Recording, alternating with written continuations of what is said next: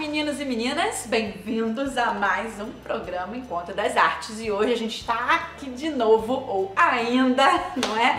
Porque o papo com o Nicolas ficou tão bom que a gente resolveu estender por mais programas para você conhecer um pouco dessa área, literatura, história, é tanta coisa junto que a gente vai começar hoje com o Nicolas contando um pouco da história dele, não é? Quem é o Nicolas? Vocês conhecem? Então vem aqui, vem conhecer e daqui a pouquinho ele vai contar a história dele pra você.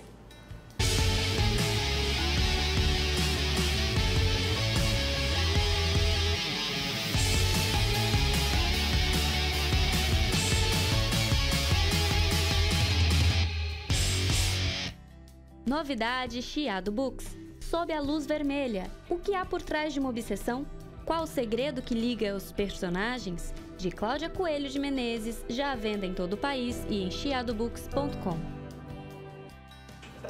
Estamos de volta e só para lembrar, não esqueça de seguir a gente lá nas redes sociais. Tem Instagram, Facebook, Twitter, Tumblr, YouTube e nas duas TVs que acompanham o nosso programa. Olha só quanta coisa, não tem como você perder, gente. É muita coisa legal. Então assiste e tem também as redes do Nicolas que vai dar pra você. Então, uma lista de lugares para você zapear e viajar aí nas redes sociais. Nicolas, muito obrigada por estender aqui a nossa entrevista, né? Ótimo, eu que fico satisfeito. Hoje a gente tá batendo muito papo por aqui. Conta agora pro pessoal a sua história. Quem é Nicolas Teodorides? Cláudia, olha só. Quando eu era criança pequena, isso parece até lá em Barbacena? A escolinha do professor Raimundo, exatamente. Bom, eu vou assim, sendo bem sucinto, eu sempre gostei muito de história. Tá? Hoje eu sou professor de história, mas é um processo bem interessante. A própria história da minha família, né, ela já é uma história a ser contada. Então vamos lá. O meu pai é egípcio. Olha só, nasceu gente. no Cairo. Ele seria egípcio, né, de nacionalidade, mas no caso dele, ele é grego, porque os meus avós são gregos. Ele é nacionalidade grega pelos meus avós, né, e de natural da cidade do Cairo. Só que meu pai morreu muito cedo, meu pai morreu com 54 anos, em 97, eu já estou mais velho que meu pai. Então, como eu digo lá em casa, você está com mais sorte, né? Exatamente. Estou com 55, ainda quero estender um pouquinho, porque eu tenho muita coisa para fazer. Em suma, mas eu até comentei no programa anterior a respeito de uma parte da minha família que mora em Paris, né? Por quê? E aí vamos na história. O nacionalismo que subiu com Nasser, né? Ele acabou afetando a colônia judaica que vivia no Cairo. E a colônia grega tinha 1 milhão de habitantes de nacionalidade grega, que vivia no bairro chamado Heliópolis. E acabou, por intermédio disso, afetando também. Em suma, o meu tio, casado com a irmã do meu pai, trabalhava Histórias de família. Trabalhava no Le Monde, o jornal francês, que seria o nosso Globo daqui. Esse é o meu cachorro que está se esfregando. Participação especial de hoje é do cachorrinho dele, viu? Como é que é o nome do cachorro mesmo? Neném. O Neném está ali participando hoje com a gente, para você ver, deixa eu chegar para cá para você dar uma olhadinha. Então, de tudo um pouco no nosso programa. Isso. Então, gente, como eu estava falando, quando aconteceu esse processo todo, a direção do Le Monde convidou o meu tio e a família, né, já tinha minhas duas primas e o meu primo mais novo nasceu em Paris, para ir para lá. Né? Então eles estão lá desde 58. A minha tia, a outra irmã do meu pai, com o meu tio, vieram para o Brasil, para o Rio de Janeiro, porque aqui no Rio de Janeiro foi a colônia grega qual é o nome do bairro? Ai, gente, esqueci agora. Deu branco. Deu branco. É na Rua Darque de Matos, tem até a igreja grega, é do lado de Bom Sucesso. Eu batizei até meus filhos ali, e então eles vieram para cá e meu pai, os meus avós vieram em 62, em maio de 62. E isso tudo, para quem gostar, está nesse livro que eu faço. Eu falo não só, eu escrevo não só sobre a vida do meu pai, mas eu traço o sobrenome. Porque o grego, eu não sei para quem já ouviu vôlei, basquete, né? Não vou dizer nem tanto futebol porque tem uma miscigenação muito grande, mas quando é de seleção, a maioria dos gregos, o sobrenome termina em Poulos, porque identifica que é de Atenas. Então o sobrenome identifica a origem da família. No meu caso, o sufixo ides, que é de Teodorídeos, ele identifica que é da expansão grega dos séculos 7 e 6 a.C., que foram margear o Mar Negro até o ponto Euxino, que é onde o Aristóteles colocava. Para quem viu o filme Alexandre, né, que eles estão na expansão, os gregos nunca tinham ido mais do que aquele ponto, que hoje é a Turquia, né? E aí você conta isso tudo nesse livro aqui, nesse livro aqui. Então, se você quiser saber esse mais... livro eu conto, e aí tem uma série de fotos que eu peguei. Esse livro me deu muito prazer, porque eu fiz entrevista com a minha mãe, fiz entrevista com a minha prima. Muito legal, olha. E se alguém quiser comprar o livro? Eu tenho, a maioria dos meus livros publicados, que nós vamos ver, não sei se nesse programa ou em outro, eles estão pela editora Multifoco. Então ele vai lá, bota Multifoco e bota meu nome, Nicolas Teodorides, que aí aparece. Aí então, ficam todos no site da editora. Da editora, porque a editora ela não tem, ela é só venda online. Né? E a impressão é por demanda. Por demanda. Gente, então para você que está assistindo a gente agora, o que é um livro por demanda, né? Por que os escritores brasileiros hoje, né, principalmente, preferem editar seus livros por demanda? Porque sai um custo mais baixo pro escritor, porque ele não precisa fazer tantas e tantas cópias, se não vai saber nem se vai vender ou não é? Então esse livro por demanda, ele ajuda a você que está comprando e ao escritor também. Perfeito. Eu agora estou lançando, ou relançando um outro livro, que foi meu 8º. Esse livro saiu só na Europa, mas se tornou caro pelo preço do euro, né? Para ter a oportunidade de mostrar os trabalhos desenvolvidos na área, principalmente na área acadêmica, que eu trabalho com o espiritismo. Eu trabalhei no mestrado, eu tenho 2 mestrados. O meu segundo mestrado na FRJ, de História Comparada, foi em cima do espiritismo, de como as doutrinas sociais dialogavam com o espiritismo. Então eu faço o positivismo de Comte e a visão espírita, né, confrontando com o positivismo. O socialismo científico, que nós chamamos de marxismo, como que é visto pelo espiritismo. E a questão do Darwin, do evolucionismo. Então eu fiz o trabalho dentro dessa forma. E eu quis trazer esse novo livro para cá. Mas esse daqui específico me deu muito prazer, como eu te falei. Então olha só, através dessas viagens todas, né, de família, você viu que tinha essa vontade de escrever. Quando surgiu o Nicolas escritor? Ih, rapaz, olha, gente, se eu falar... Eu já desde garoto, eu já escrevi historinhas. E era sempre a avó, né? A avó é ótima, né? Minha avó materna, ela que comprava minhas historinhas. Assim, eu tinha 8, 10 anos, já escrevia. E eu sempre li muito. Isso é também uma influência dos meus pais. A minha mãe é uma rata de livro. Eu empresto para ela livros, ela em 2 dias lê um livro, eu empresto 3, dá para semana. E eu, desde garoto, sempre li muito e sempre gastava a mesada, né? Na nossa época era mesada, comprando livrinho, revista, essas coisas todas. Mas eu sempre gostei muito de escrever. Eu gosto de dar aula, né? Da parte acadêmica. Eu gosto muito de estudar, mas eu vou confessar que eu realmente tenho prazer em ler. Olha, hoje nós temos um participante especial aqui. Neném tá aqui agitado. Ele tá gostando da conversa.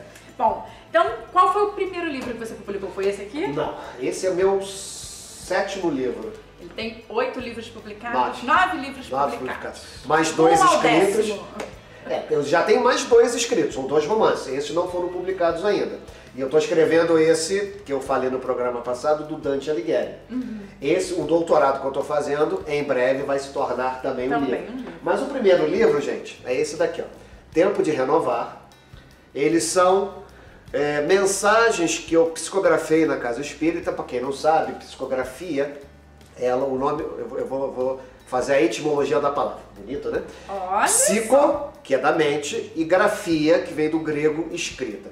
Então, existem vários tipos de psicografia. Tem a psicografia que você não tem o comando, né, que é automática. Como a de Chico Xavier, né? Isso, como a do Chico Xavier. Você tem a semimecânica, que você tem um controle, mas nem tanto. E tem a intuída ou a inspirada, que é como se você tivesse com aquela ideia na cabeça, né, e você transpassa para o papel com as suas palavras. Como se alguém estivesse conversando com você? Eu não diria, porque eu também sou audiente, né, de ouvir, mas muitas das vezes aquela ideia ela vai fluindo, aí eu vou escrevendo. Teve vezes eu escrevi 2, 3 psicografias grandes, né? E eu peguei essas psicografias na Casa Espírita, na Francisco de Paula, e transformei nesse livrinho aqui. Então ele foi, eu posso dizer que é um livro todo psicografado por causa disso. Tem assinatura, vamos lá, e tem assinatura de alguém ou no Não, caso? na Francisco de Paula, até por uma questão de vaidade que existe em qualquer lugar, né? Todas as psicografias não são assinadas, né? Independente. Onde é? A Francisco de Paula é lá no alto, perto No alto? do Comari. Você, antes de entrar para o Comari, você desce aquela rua, Flávio Bortoluzzi. É ali. É mesmo? É. Legal. Legal, né? Só que eu agora estou frequentando aqui o Aristides É Silva. mais pertinho. É. E o Aristides tem... Olha só, gente, nós estamos conversando sobre história, já entramos na espiritualidade, porque Isso. o programa É é bem eclético, assim, é né? eclético. E aí, no caso, e aqui tem também. Tem, mas eu aqui eu não estou trabalhando como médium. Eu estou só... É lógico que todos nós trabalhamos como médium. A partir do momento que você está numa casa... Já dá outra entrevista, hein, pessoal? Você já está doando fluidos, você já está participando da parte ectoplasmática. Depois eu explico tudo direitinho. Mas é isso, gente. Esse mestrado e o doutorado, ele é todo feito em cima da explicação do espiritismo, não como religião, mas dentro de uma parte científica, filosófica. Porque, e aí só para o pessoal não ficar boiando, o espiritismo, ele não era considerado religião. Ele se tornou religião aqui no Brasil.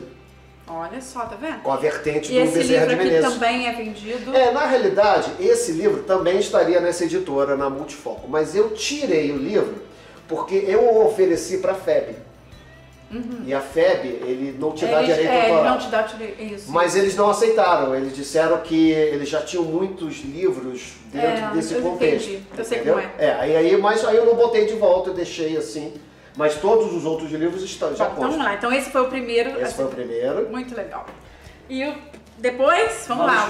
Vamos continuar. Bibliografia. Eu escrevi para o Diário de Teresópolis, eu tive uma coluna na página 2 de 2010 a 2016. Em 2017 publiquei alguns poucos artigos. O que eu fiz? Eu separei por temas e fui lançando. Esses aqui são temas atuais. Esses também estão à venda, todos eles estão à venda na editora Multifoco. Questões filosóficas, esse foi o volume 2. Questões religiosas, volume 3. E Questões históricas, o volume 4. E esse último aqui, eu lancei em 2019 no congresso da ANPU.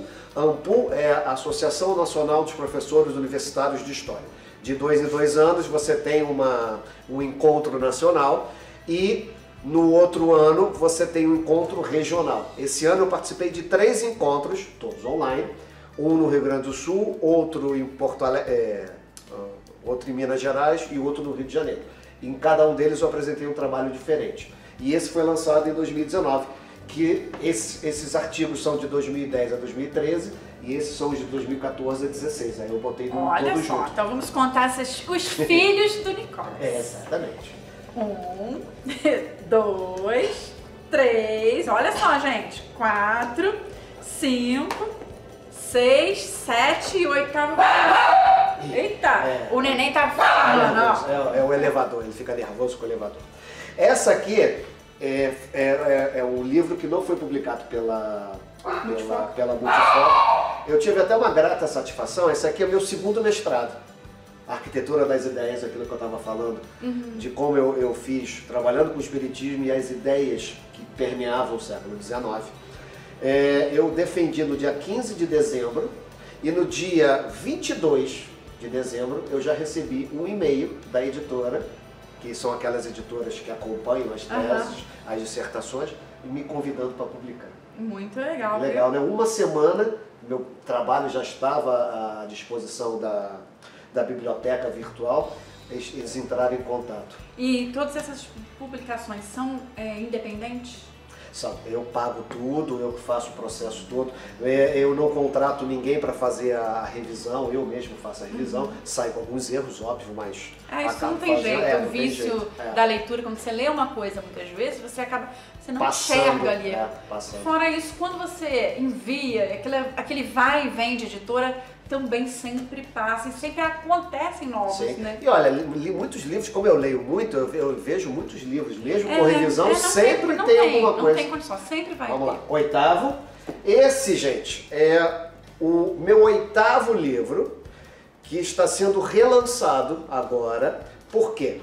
Esse livro foi lançado somente na Europa, em português, mas foi somente na Europa. Só que ele se tornou muito caro. Tá 60 euros, se você for ver o euro por 6 ponto alguma coisa, vamos fazer por 6 para ficar redondo. 6 vezes 6, se a matemática não mudou, né? 336, 360 reais, mais frete, 400 pratas. Aí eu publiquei por eu gostei muito da Brasil Publishing. Os livros estão chegando até meados de dezembro, estão me vindo uma quantidade, mas também, como você perguntou, todos produção, quer dizer, gasto meu. O gasto pecuniário é todo meu, é um prazer. Então são 9 livros, porque esse, embora está vindo uma outra publicação, ele é o mesmo, sendo que eu só incluí um trabalho acadêmico. Tenho mais 2 escritos, que são 2 romances. Os romances espíritas? Não, quer dizer, o segundo é o romance. O primeiro romance, eu peguei esse livro que eu fiz do meu pai e eu romanciei. Entendeu? Ficou até bem legalzinho. Assim, modéstia à parte.